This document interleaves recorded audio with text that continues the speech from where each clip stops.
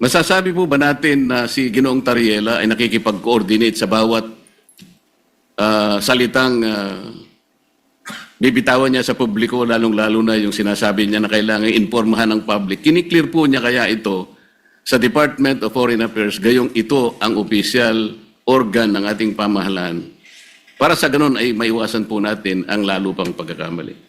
Sa tingin ko po, Mr. President, dahil meron tayong pong presumption of regularity, lalo na sa pagitan ng lehislatura at saka ng executive, opo, nananalig ako na nagko-coordinate si Commodore Tariela, nagko-coordinate ang buong National Task Force on the West Philippine Sea sa lahat ng mga departamento na bumubuo at gumagabay sa kanila, lalo na ang Department of Foreign Mr. President, Affairs. sa tanong ko po kanina kung ikinukonsulta ni Ginoong Tariela sa DFA ang kanyang mga ginagawa at pagpapahayag sa publiko, at ang sinagot po ay siguro naman po maaari sapagkat yung pong presumption of regularity.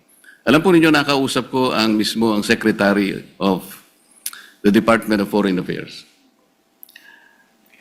Hindi po siya nakikipagkonsulta. Sa totoo lang, sa tansya ko po, nung nag-uusap kami, ayaw din po ng DFA yung ginagawa ni Ginoong Tariela. Nahihirapan nga po sila. Yun ang pagkakasabi sa akin.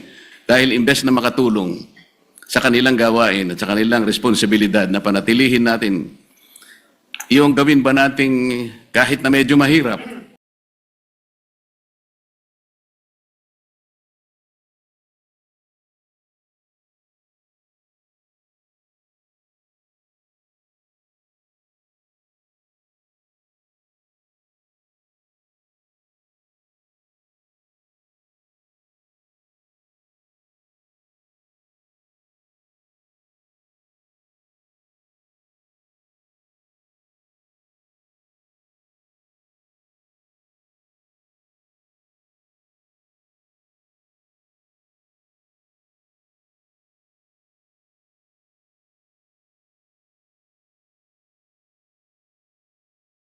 I am not a Filipino for nothing.